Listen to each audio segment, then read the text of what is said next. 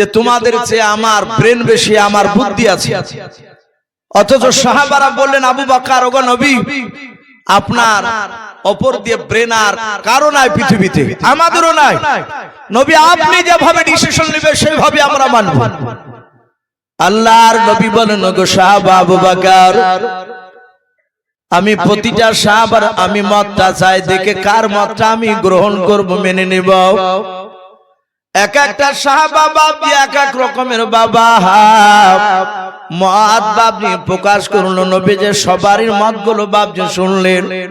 শোনার পর সালমান ফারসি রাদিয়াল্লাহু তাআলা আনহু আল্লাহর নবীজির বাবজি বয়স্ক সাহাবা ডাক দিয়ে বলে, নবী গো, এক এক সাহাবা এক এক রকমের মত বলেছে, নবী আমার মতটা একটু ভিন্ন হবে, আলাদা হবে। ওগো আল্লাহর নবী আমি কি বলবো? নবী বলেন, সাহাবা আমি সবারই অনুমতি দিয়েছে, তোমরা বলো। ওগো সালমান সবারই হয়েছে, শুধু তোমার বাকি আছে আর আমার বাকি আছে। আল্লাহ রাসূল বলেন, ওরে সাহাবা তাড়াতাড়ি তুমি বলো। সালমান ফারসি বলেন, নবী গো আমরা এখানে বসে আছি, এটা হচ্ছে আমাদের রাস্তা। বলে হ্যাঁ, বেঈমানেরা ওই সামনে দিক দিয়ে রাস্তা দিয়ে আমাদের এই দিকে এসে আমাদেরকে মারবে। বলে হ্যাঁ ওগো আল্লাহর নবী, যে আমরা সংখ্যায় কম, ওরা বেঈমানেরা সংখ্যায় বেশি। বলে হ্যাঁ। সালমান বলে, ওগো নবী আমার মত বলে, নবী গো রাস্তাটা আপনি কেটে দেন।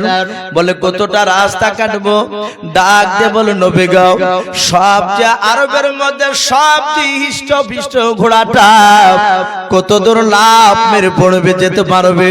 ওগো নবী যত দূর লাভ দিয়ে পড়বে সবচেয়ে দামি ঘোড়াটা, ওই ঘোড়াটার জায়গা লাভ দেওয়া জায়গা থেকে আরো 3-4 হাত বেশি কাটা হবে। বলে কেন সাহাবা? সালমান ফারসি ডাক দিয়ে বলেছিল, ওগো আল্লাহর নবী যে আমরা সংখ্যায় কম, রাস্তা ভালো হলে সব তারা দৌড়ে এসে আমাদেরকে আক্রমণ করবে, আমরা তাদেরকে পেরে উঠতে পারবো না। ওগো আল্লাহর নবীজি রাস্তা যদি অনেকটা গর্ত যদি করে দেয়, তারা গর্ত পার করে তখন তারা যখন উঠে আসতে যাবে, ওই পার থেকে এই পার থেকে আমরা তাদেরকে আক্রমণ করতে পারবো। একসঙ্গে ঘোড়াগুলো দৌড়ে আসতে পারবে না, এক এক নামতে যাবে। নবী গো তখন আমরা সময়টা কাজে লাগাতে পারবো। আল্লাহ রাসূল ডাক দিয়া বলেন, ওগো সাহাবারা আমার সালমান ফারসির মতটা আমি পয়গম্বর মেনে নিলাম। বলুন সুবহানাল্লাহ। এই জন্য বাবা সারা পৃথিবীর মানুষকে নবীজি দেখানোর জন্য এটা মাশওয়ারা করেছিলেন। আল্লাহর নবীজির সাহাবা হযরত হোসাইন রাদিয়াল্লাহু তাআলা আনহু বাবা সকালবেলা 1-2 বংশের সব লোককে ডাকলেন। প্রায় মোটামুটি 100 মতো বাবজি লোক সেখানে জমায়েত হলো।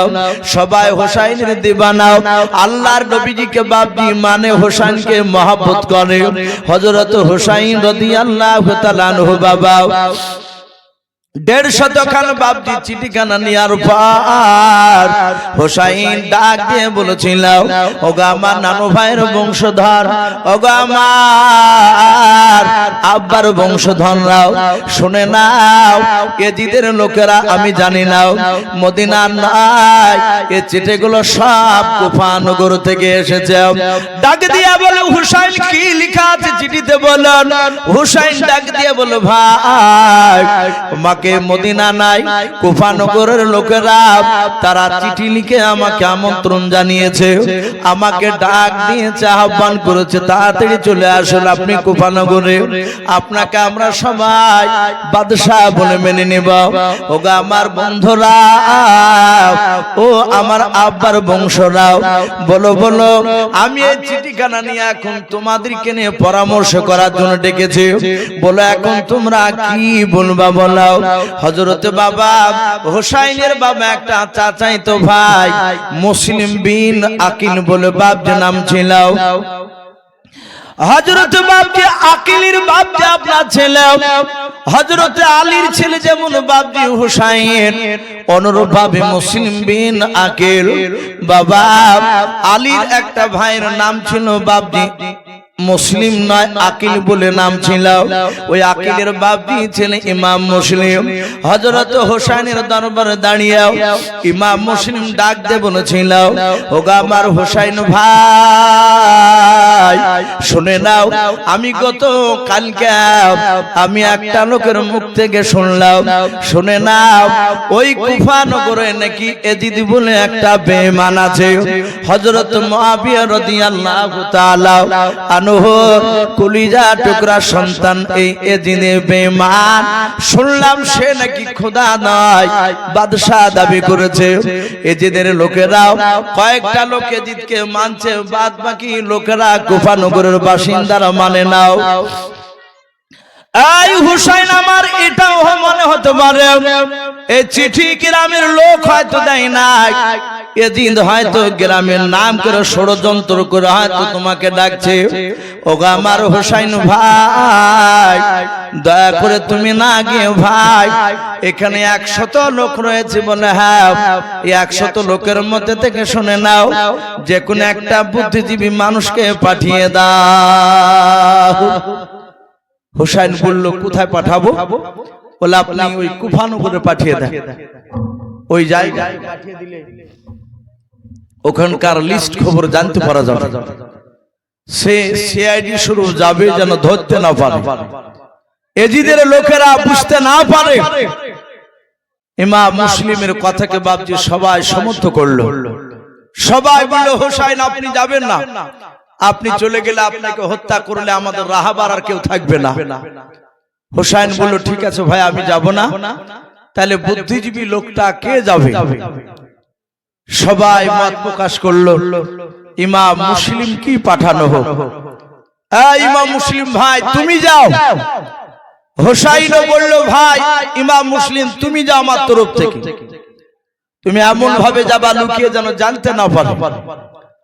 ইমাম মুসলিম যাহাতে বাপজি যাব বলে দাঁড়ালে, ইমাম মুসলিমের দুটো সন্তান ছিল, কিতাবে লিখেছে বড় ছেলেটার নাম ছিল ইব্রাহিম, তার বয়স ছিল বাপজি 12 বছর। দ্বিতীয় ছেলেটার নাম ছিল বাপজি মুহাম্মদ, তার বয়স ছিল বাপজি মাত্র 10 বছর। 2 বছরের বাপজি ছোট বড় তারা 2 ভাই, হযরত ইব্রাহিম আর মুহাম্মদ। আবার কোন রাবি লিখেছেন যে না বড় ভাইটার বয়স ছিল 10 বছর আর ছোট ছেলেটার বয়স ছিল বাপজি 8 বছর। ভাই 12 কিংবা 10 কিংবা 10 কিংবা 8, 2 বছরের বাপজি তারা 2 ভাই ছোট বড়। তারা ছোট্টবেলায় তাদের মাকে বাপজি হারিয়েছিল। ইমাম মুসলিমের 2 ছেলে দাঁড়িয়ে বলল আব্বা আপনি যদি কুফা নগরে যান আমরাও 2 ভাই যাব। ওগো আব্বা আমাদের মা মরার পরে আমাদের আব্বা বলল আপনি, মা বলল আপনি, আপনাকে ছাড়া আমরা 2 ভাই থাকতে পারি না, আমরা যাব আপনার সঙ্গে। ইমাম মুসলিম ডাক দিয়ে বলেছিল বাবা তোমরা 2 ভাই যেও না, মদিনায় থাকো, ওই দেখো তোমার নানু ভাইয়ের কবর। বলুন সুবহানাল্লাহ। নবীজির কবরটাকে দেখাচ্ছে, এই নবীর কবরটা তুমি দেখতে পাবা, জিয়ারত করবা, তোমার আমলনামা নেকি লেখা হবে। বাবা তোমরা থাকো, তোমাদের 2 ভাইকে আমার হুসাইন ভাই দেখাশোনা করবে। হুসাইন বলল আমি দেখাশোনা করব ভাই, চিন্তা করো না, তোমার ছেলে দুটো। কিন্তু বাবা তকদিরে যদি লেখা থাকে বিপদ কষ্ট পৃথিবীর মানুষ কেউ বাপজি কাটাতে পারবে না। ইমাম মুসলিম নিয়ে যাবে না, আর 2 ছেলে নাছড় বান্দা ওরা না গিয়েও ছাড়বে না। বারবার বলল আব্বা যাব। ইমাম মুসলিম বলেন আমি লুকিয়ে গোপনে যাব, যদি এজিদের লোকেরা জানতে পারে যে আমি এসেছি হোসাইনের তরফ থেকে গভর্নর হিসাবে, তাহলে ওরা আমাকে হত্যা করবে। আর ওরা আমাকে হত্যা করতে আসলে আমি পালিয়ে আসবো আবার মদিনায়। বাবা তোমরা সাথে থাকলে তোমাদেরকে নিয়ে পালাতে পারবো না। এরা 2 ভাই বলল আব্বা কোলে নিতে হবে না, কাঁধে নিতে হবে না, আমরা 2 ভাই আপনার পেছন পেছন দৌড়াবো, আপনি আগে আগে দৌড়াবে, কেউ আমাদেরকে ধরতে পারবে না। ইমাম মুসলিম রাদিয়াল্লাহু তাআলা আনহু বাপজি তার 2 ছেলেকে নিয়ে বারণ করে শুনল না বাপজি, এরা 3 জনাই বাপজি রওনা হয়ে গেল কুফা নগরে।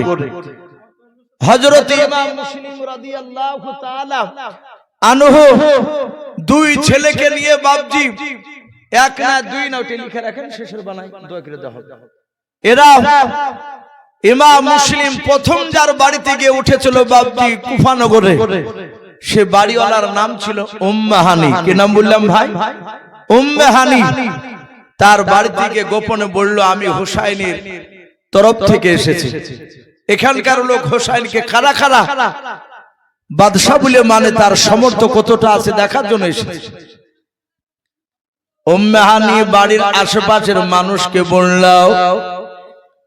ও বাবজি ভাইরা, রাত্রি 11টা হতে হতে রে বাবা, এক নাই দুই নাই 20,000 লোক কুফাবাসীরাও সবাই তারা ইমাম মুসলিমের হাতে হাত দিয়ে বায়াত গ্রহণ করলো। বলুন আলহামদুলিল্লাহ। সবাই তারা ওয়াদা করলো, তারা বলল, গো ভাই, ইমাম মুসলিমের তরফ থেকে আপনার কাছে হাত দিয়েছে। ইমাম মুসলিম ভাই, আমরা তোমার হাতে হাত দিয়ে ওয়াদা করলাম হুসাইনকে মানবো, আমাদের হুসাইনকে দরকার। ওগো ভাই ইমাম মুসলিম, তুমি চিঠি পাঠিয়ে দাও, হুসাইন যেন আমাদের কুফানগরে চলে আসে। ইমাম মুসলিম চিঠি লিখে কুফানগরের একজন আল্লাহর নবীর দিবানা, হুসাইনের দিবানা একটা যুবক ছেলেকে দিয়ে বাপজি চিঠিখানা পাঠিয়ে দিলেন। বলে, বাবা যাও, হুসাইনকে বলো গা কুফানগরে নিরাপদ আসলে কোনো অসুবিধা হবে না। এ চিঠিখানা নিয়ে চলতে লাগলো। রাত্রি বাপজি 12টা বাজতে বাজতে বাবা আবার চারিদিকে বাপজি এলান শুরু হয়ে গিয়েছে, জানতে পেরে গিয়েছে ইমাম হুসাইনের তরফ থেকে ইমাম মুসলিম এসেছে।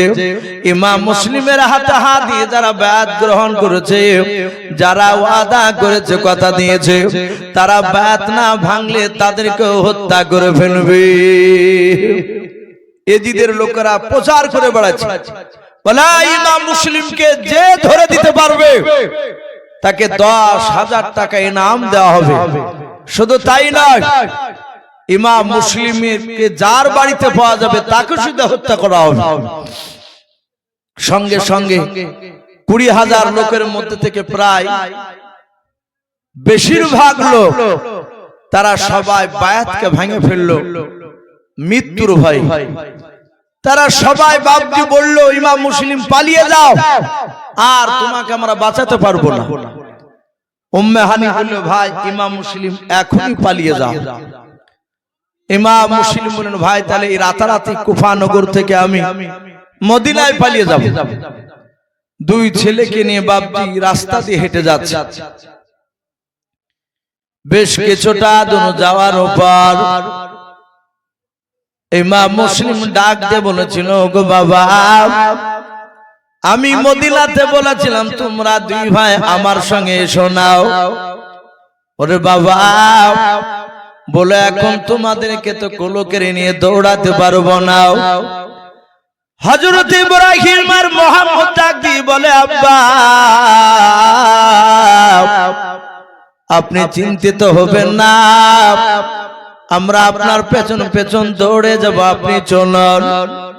অনেকটা রাস্তা বাপজি দৌড়ে গেলেন। সামনে গিয়ে দেখেন বাবা কুফানগরের লোকেরাও, এজিদের লোকেরা তলোয়ার নিয়ে ঘুরছে, ইমাম মুসলিমকে বাবা খুঁজতেছে। এজিদ বলেছে, গোটা কুফানগরকে ঘেরাও করে নাও, যেন কুফানগর থেকে ইমাম মুসলিম যেন পালিয়ে না যেতে পারে। এরা বাবা দুই ভাই ডাক দিয়ে বলেন, আব্বা ওই দেখেন সামনে মানুষ ঘোরাফেরা করেছে। বলে, হ্যাঁ বাবা, ওরা এজিদের লোক, কথা বলবা নাও। ওই রাস্তা থেকে বাবা আর একটা রাস্তা দৌড়ালো মদিনা যাওয়ার জন্য। ওই রাস্তায় কিছুটা দূর যাওয়ার পর দেখো রাস্তা তো বাবজি এজিদের লোকেরাও। এভাবে বাবা চারদিকে রাস্তায় দৌড়ালেন, চারদিকে রাস্তায় দেখছে এজিদের লোকেরা বসাও।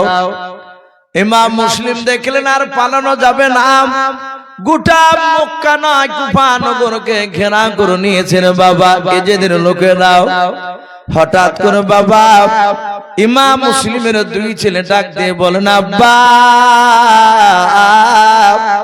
আমরা দুই ভাই আর দৌড়াতে পারি না, আমরা হাঁটতে পারি না আব্বা, পায়ে চামড়া উঠে গিয়েছে, ফুসা পড়ে গিয়েছে। ইমাম মুসলিম বলেছিল বাবা আমি আগে বলেছিলাম তোমরা এসো নাও, বলে এখন আমি কোথায় নিয়ে যাব, কেমন করে বাঁচাবো?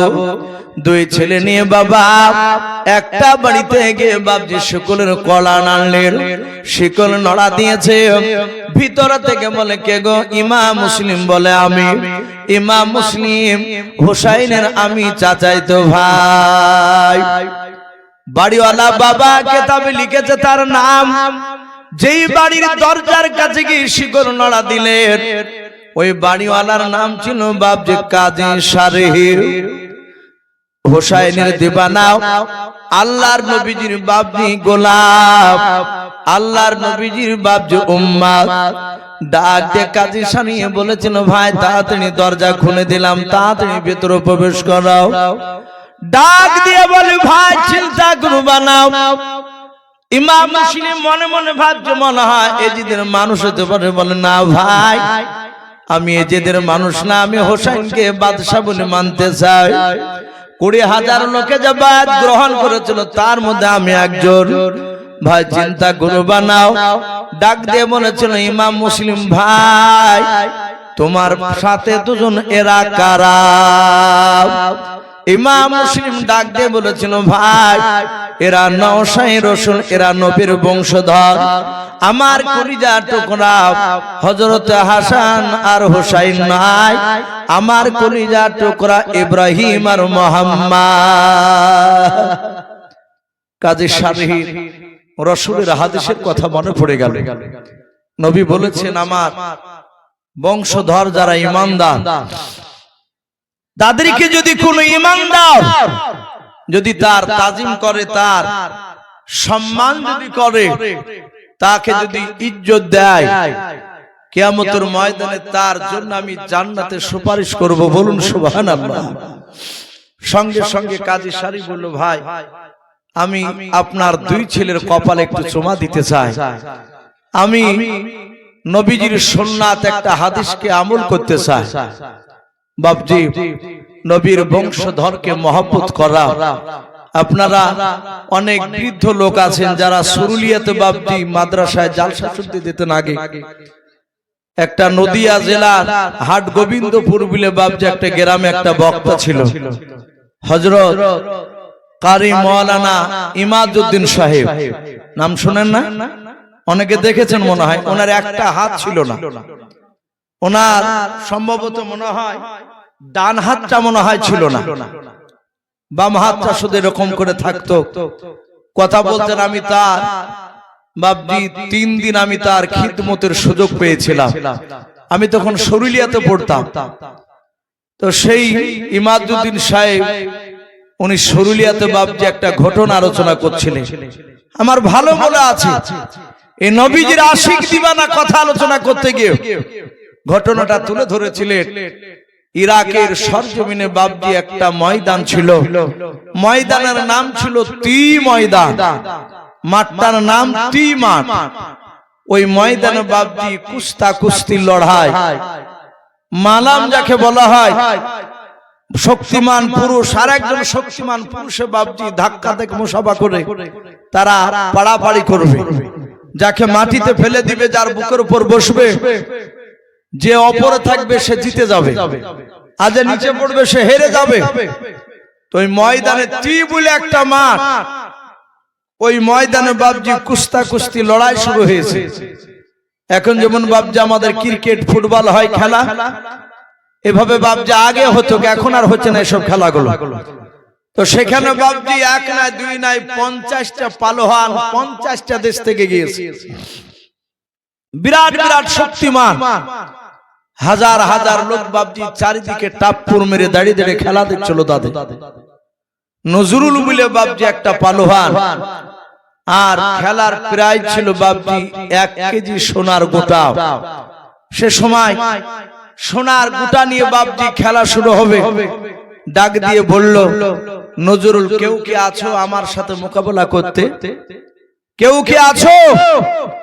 সঙ্গে সঙ্গে বাপজি আরো যেমন 40টা পালোয়ান অনেক লোক গার্জেন সেজে নিয়ে গিয়েছিল, হ্যাঁ করে নিয়ে এসে চলো। তারা সবাই আঙুল দিয়ে দেখাচ্ছে আর বলছে ভাই যাও, যাও ওই লোকটাকে ফেলতে পারলে 1 কেজি সোনা দলা গোটা তুমি জিতে নেবা। তুমি যাও। সঙ্গে সঙ্গে বাপজি তখন ওই 39টা পালোয়ান বলল সর্বনাশ, ওকে পারা যাবে না, ওকে পারবো না, আর যা শরীরের গঠন, ওকে পারবো না, আমরা মালামে। কেউ গেল না। রেফারি সাহেব বাপজি ওই 1 কেজি সোনার গোটা নিয়ে বলল আমি 1 থেকে 10 পর্যন্ত গুনবো, যদি এই নজরুলের যদি বিরুদ্ধে না আসতে পারো কেউ, তাহলে 1 কেজি সোনার গোটা হিসাব মতো নজরুলই পাবে, ওকে দিয়ে দেওয়া হবে। 1 2 3 4 করে গলছে বাপজি, প্রায় 9 হয়েছে। 10 পর্যন্ত বাপজি যাহাতে 10 বলেছে। আর সঙ্গে সঙ্গে একটা পাতলা দুবলা মানুষ ঝাঁপ দিয়ে বলল, লাভ দিয়ে সামনে পড়ে বলল, ভাই রেফারি সাহেব, আমি নজরুলের সাথে মালাম করব, আমি কুস্তাকুস্তি করব, আমি ওকে মাটিতে ফেলে দিয়ে আমি 1 কেজি সোনার গোটা আমি ছিনিয়ে নিব ওর কাছ থেকে, ও আমাকে পারবে না। নজরুল তার দেহুর দিকে তাকিয়ে বাপজি হাসতেছে, ডাক দিয়ে বলল, এই ভাই আয় কাছে আয়। পাতলা দুবলা মানুষটা কাছে গেল। যুবক ডাক দিয়ে বলেছিল, নজরুল ভাই তুমি চোখে দেখতে পাও? বলে, হ্যাঁ আমি চোখে দেখতে পাই। হাজার হাজার লোকের সামনে নজরুল ওই লোকটার সামনে এভাবে আঙুল গলা দেখে বলছে, আমার হাতে কটা আঙুল আছে? পাতলা দুবলা বলছে, নজরুল তুমি মজাক করছো আমাকে, তোমার 5টা আঙুল আছে হাতে, আমি সব দেখতে পাচ্ছি। এই নজরুল, এই আমার উপরটা পাতলা হতে পারে, কিন্তু আমার ভিতর শক্তিমান, অনেক শক্তি রয়েছে, আমি তোমাকে টান মেরে ফেলে দিব মাটিতে। নজরুল বলছে, পাতলা দুবলা তোর আমি হাতখানা ধরে একবার টান মেরে পাকসাটা মেরে দিলে 50 হাত দূরে গিয়ে তুই পড়বি, আর তুই আমার সাথে মালাম করবি? বলে, হ্যাঁ। রেফারি সাহেবকে বলল, নজরুল ভাই আপনি সহি করে নেন, আর জীবন চলে গেলে আমি দায়ী নাই। নজরুল বাবজি আপনার বলল, পাতলা দুবলা মানুষটা সহি করে দিল যে আমি রাজি আছি। সামনে একটা দাগ দিয়েছে, দাগের ওই পাশে বাবজি নজরুল, এই পাশে পাতলা দুবলা মানুষ। রেফারি সাহেব বাবজি বাঁশি বাজিয়ে দিয়েছে। বাবা ওই নজরুল এইভাবে বাবা হাতখানা বাড়িয়েছে, হাত ধরে বাবা মুসাফা করে টানাটানি করে কুস্তাকুস্তি শুরু হবে। যাহাতে বাবা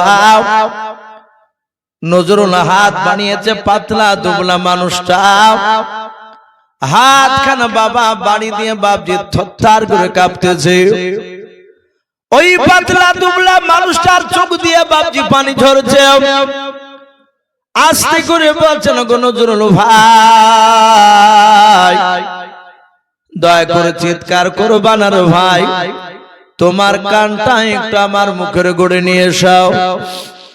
ওগো ভাই হাতটা ধরে টান মারার আগে তুমি আমার একটা কথা শুনে নাও। নজরুল তাকে দেখছে, পাতলা দুবলা মানুষটার চোখ দিয়ে পানি গড়ে। নজরুল চিন্তা করল, আল্লাহ আমি আজকের ময়দান দিয়ে আমার 50টা মালাম করা হবে ময়দানে। এর আগে 49টা আমি ময়দানে কুস্তাকুস্তি করতে গিয়েছি, মালাম করতে গিয়েছি। আমার বিপক্ষে মানুষ এইভাবে আমাকে ডাকে নাই, কান্না করে নাই। আর এই লোকটা পাতলা দুবলা মানুষটা অনেক শক্তির বল দেখা চল, কিন্তু আমার দিকে হাত বাড়িয়ে কান্না করেছে। আর বলো, গো নজরুল ভাই তুমি টান মারার আগে তোমার কানটা নিয়ে এসো, আমার মুখের গুণে কথা বলবো দুটো চুপে চুপে। নজরুল মনে মনে চিন্তা করলো, আমি নিয়ে যাই।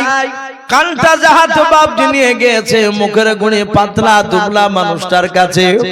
পাতলা দুবলা মানুষটা ডাক দিয়ে বলেছিল, ওরে নজরুল ভাই তুমি কি আমার নাম জানো? বলে না, নাম জানিয়ে লাভ কি হবে, আমার জেনে লাভ নাই।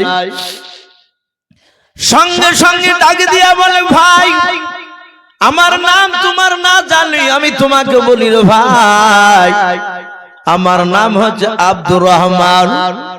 ডাক দিয়ে বলে, ভাই ও নজরুল তুমি কি জানো আমি কোন বংশের সন্তান? বলে তাও জানি না। ডাক দিয়ে বলে ওগো নজরুল ভাই, আমি যে কোনো সাধারণ বংশের সন্তান নয়, আমি বিশ্বনবী জনাবে মুহাম্মদ রাসূলুল্লাহ সাল্লাল্লাহু তাআলা আলাইহি ওয়াসাল্লামের বংশধর। বলুন সুবহানাল্লাহ। নজরুলকে যাহাতে নবীর বংশধর বলেছে বাবা, নজরুলের প্রশংসা বাপজি খাড়া হয়ে গেল। ডাক দিয়ে বলে ও নজরুল ভাই, আমি নবীর বংশধর হয়ে কেন আমি তোমার কাছে এসেছি তুমি জানো না? বলে না ভাই। ডাক দিয়ে বলে নজরুল ভাই, আমি জীবনে কোনোদিন কুস্তির ময়দানে আমি নামিনি। যারা দেখবেন বাবা জীবনে ফুটবল খেলে নাও, তাকে ফুটবলের ময়দানে নামে দিলে দেখবেন বল মারতে গিয়ে বাপজি প্লেয়ারের পায়ে মারবে। ডাক দিয়ে বলে ভাই, আমি জীবনে কোনোদিন কুস্তি করি নাই, কুস্তি করে তো জানি না। নজরুল বলে ভাই তাহলে কেন তুমি নামিলে? কেন তোমার বল দেখাছিলে? কথা তো হারিলে না প্রথমে। আমি কয়েকবার বারণ করেছিলাম তুমি চলে যাও, তুমি আমার কথাকে পাত্তা দাও নাই। নজরুলকে ডাক দিয়ে আব্দুর রহমান বলেছিল ভাই শুনে নাও, আমি কেন ময়দানে এসেছি তুমি জানো না? বলে নাও। বলে আল্লাহ আমাকে 1 2 3 4 করে আমাকে 6টা বেটি দান করেছে। ওগো নজরুল ভাই, আমার 3টে বেটির বিয়ের মতো হয়ে গিয়েছে, আমি টাকার অভাবে আমি বিয়ে দিতে পারি নাই। ওগো আমার নজরুল ভাই, আজ 1 মাস থেকে যখন আলোচনা শুরু হয়েছে যে ময়দানে দিয়ে মালাম হবে, কুস্তি হবে 1 মাস পর। ওগো নজরুল ভাই, আমি সোনার গোটার প্রাইজটাও আমি শুনেছি। ভাইরে সারা রাত বালিশে মাথা দিয়ে চোখের পানিতে বালিশটাকে ভেজিয়ে দিতাও, কান্না করেছে ভাই। দয়া করে রে ভাই, কায়দা করে যদি তুমি আজকে হেরে যাও, আমাকে যদি হাজার হাজার লোকের সামনে যদি আমাকে জিতিয়ে দাও, ওগো ভাই শুনে নাও কিয়ামতের ময়দানে আমার রসুল তোমার জন্য জান্নাতে সুপারিশ করবে। বলুন সুবহানাল্লাহ। কারণ আমি নবী বংশের, আমি ইমানদার বান্দা। এই ভাই তুমি চিন্তা করো না, আমি আল্লাহর নবীকে ভালোবাসি।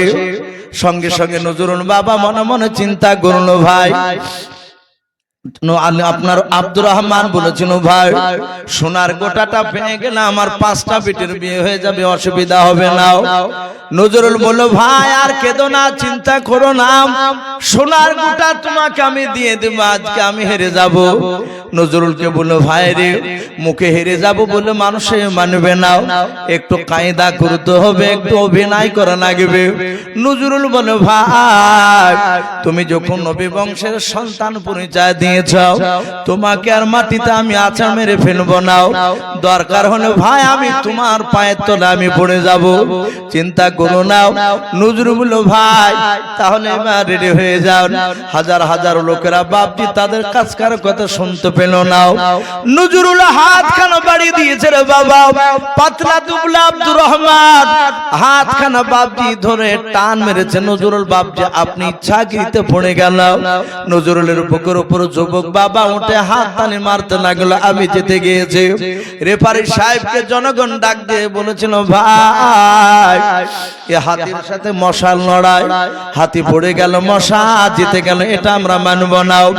আয় রেফারি আবার মালাম শুরু করাও। রেফারি বলে ভাই নজরুল তুমি মালাম করতে পারলে না, আবার দ্বিতীয়বার মালাম করা লাগবে। নজরুল বলল আমি রাজি আছি। যাহাতে বাপজির পানি বাসে দিয়েছেন, নজরুল হাত বানিয়েছে, আব্দুর রহমান হাতখানা ধরে বলে নজরুল ভাই যেন লোকের ধিক্কার শুনে যেন তুমি আমার হাত ধরে যেন টান মারো নাও। ও জানে টান মেরে দিলে আমি পড়ে যাব। সঙ্গে সঙ্গে রে বাবা হযরত হুসাইন রাদিয়াল্লাহু তাআলা আনহু বাবা আপনার নয়, ইমাম মুসলিমের বাপজি নয়, ওই যে বাপজি নবী বংশের খানদান আব্দুর রহমান হাতখানা ধরেছে। নজরুল বলে ওরে আমার আব্দুর রহমান শুনে নাও, একবার কেন দুইবার কেন 100 বার যদি মালাম করতে যদি আমাকে বলে দেয়, ওগো শুনে নাও 100 বারে আমি তোমার কাছে আমি হেরে যাব। বলুন সুবহানাল্লাহ। নজরুল বাপজি আবার পড়ে গেল, আবার মালাম শুরু করলো, আবার পড়ে গেল। 6-7 বার বাপজি ভাবে মালাম করানোর পর 6-7 বার বাপজি পড়ে গেল, নজরুল বাপজি হেরে গেল। হযরত আব্দুর রহমান সোনার গোটা নিয়ে বাড়ি চলে গেল। নজরুলকে বাপজি ওই দর্শকরা জনগণেরা পায়ের বাপজি জুতো খুলে বাপজি ধাগা দিয়ে মালা তৈরি করে নজরুলের গলায় পরে দিয়া ধিক্কার জানালো। সবাই থুতু দিল আপনার ওই নজরুলের গায়ে। নজরুল কিছু বলে নাই, হেরে গিয়ে বাপজি বাড়ি চলে গেল। বাড়ি যাওয়ার পর রাত্রির বেলা নজরুল আলা অফ করে বাপ অন্ধকার